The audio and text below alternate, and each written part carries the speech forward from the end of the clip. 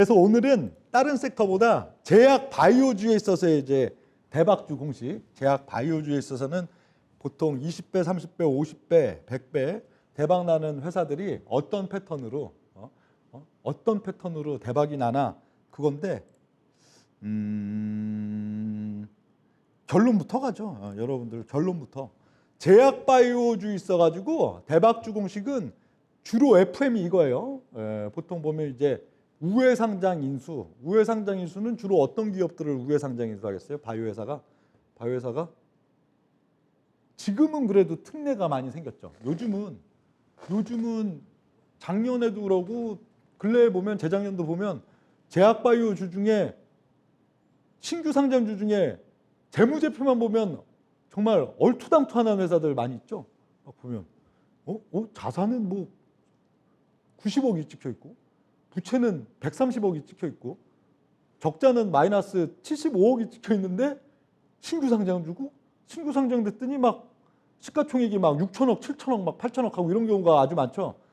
근데 이건 이제 뭐 기술 특례 상장해갖고 최근 뭐 한 2, 3년 전에 이제 제도가 생겨가지고 그런 거고 그 전에는 한 15년, 16년 전에 뭐 2010년 전에는 그 재무제표로는 상장 통과가 안 되거든요.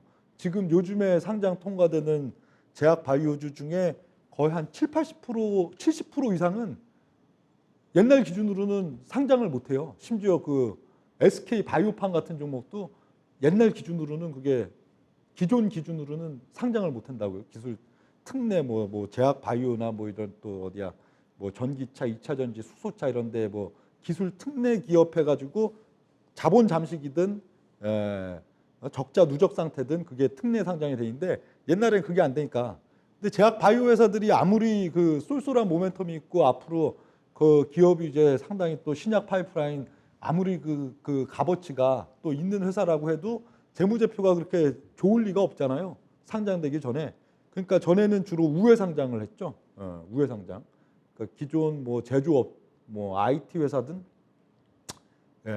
주로 뭐 IT 회사지. IT 회사들이 이제 저 삼성전자, 뭐 LG 이런 데다 납품 끊어지면 이제 주가가 이제 곤두박질 치면서 시가총액 막 500억, 700억으로 그냥 널브러지니까 시가총액 뭐 한 2, 3조 하다가도 삼성전자 뭐 납품 끊기면 그때부터 뭐 한 6개월, 1년 지나고 나면은 시가총액 막 한 500억, 1000억으로 곤두박질 치니까 그런 회사들 이제 우회 상장으로 인수해서 이제 바이오주가 여기 진입을 하고 나면 주로 CB 발행하죠. 우회 상장할 때는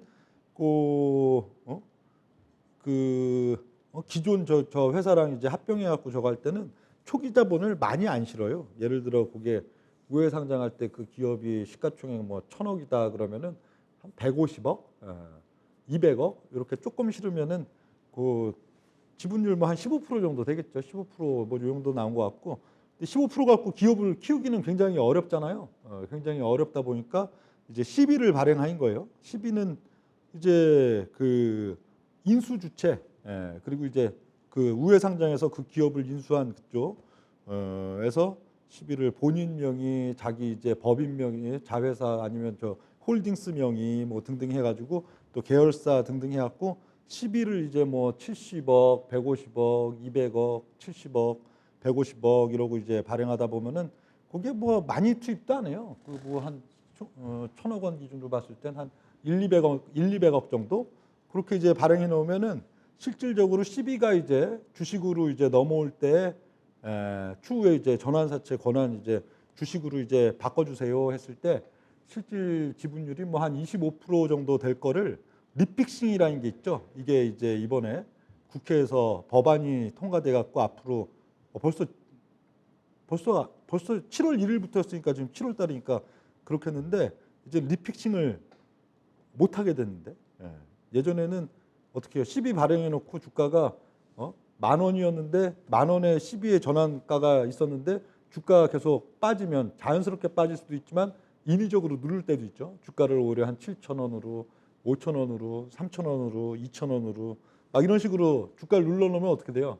그럼 12 자체 이제 전환가가 막 바뀌어 버리잖아요. 12 자체 전환가가 원래는 10,000원의 전환가, 10,000원의 전환가라는 건 12를 100억 원 투자했다면은 원래 100만 주 받기로 돼 있는 그 10인데 리픽싱의 과정을 통해서 전환가가 8,000원, 5,000원, 4,000원, 3,000원, 2,000원 이러고 내려오면 어떻게 돼요?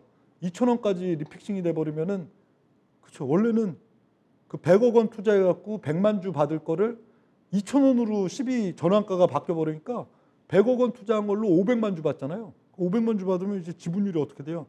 원래는 한 20%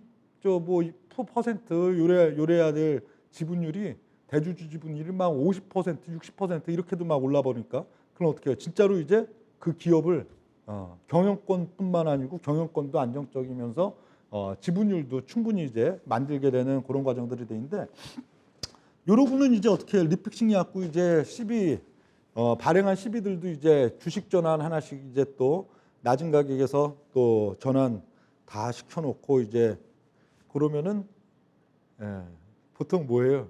이제 어떤 임상 돌입한다고 하죠.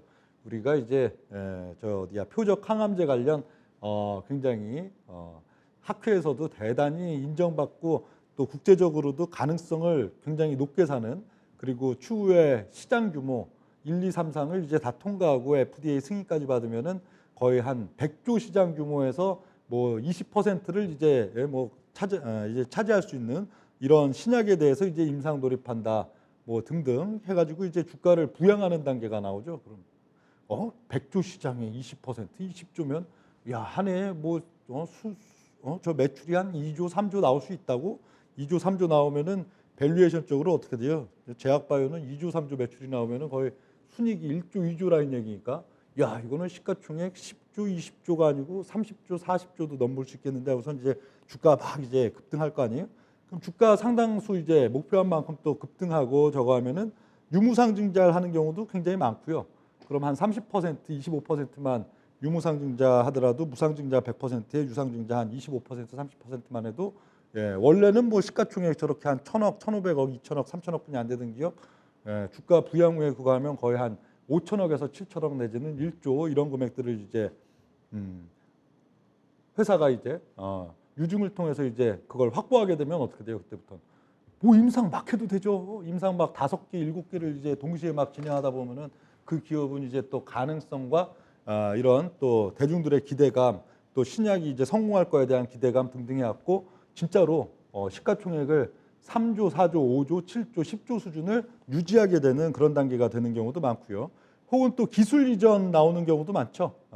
굉장히 똘똘하고 임상 이제 1상, 2상, 3상 다 거치면은 굉장히 시장 캐파도 좋고 또 동종 임상 들어가는 것 중에 상대적으로 굉장히 기술력이 뛰어나고 가능성이 높아 보인다 하면은 또 해외의 또 대형 제약사들한테 이제 중간 단계에서 또 1상 뭐 2상 중간 단계에서 기술 이전으로 대규모 이제 또 캐시를 가져온다든지 그런 경우도 있고요. 또 투자 유치 대규모 이제 뭐 국부 펀드가 됐든 또 대규모 이제 글로벌 펀드 이런 데 있어 가지고 사실 뭐 굉장히 가능성만 있다 한다면은 또 투자 받는 게 어렵지 않기 때문에 원래는 굉장히 좀 영세하고 작은 규모의 회사였어도 뭐 그냥 뭐 3천억, 5천억, 7천억 막 때로는 뭐 1, 2조 이런 식으로 투자 유치 받아 가지고 또 회사가 얼마든지 또 신약 임상 동시에 들어갈 수 있는 그런 경우들 만드는 경우들도 많고요. 그래서 요게 일단 결론적으로 제약바이오주들에 있어서 보통 20, 30배, 50배, 70배 우선 주가가 올라가는 그 기업들의 공식이다 그렇게 볼 수 있겠는데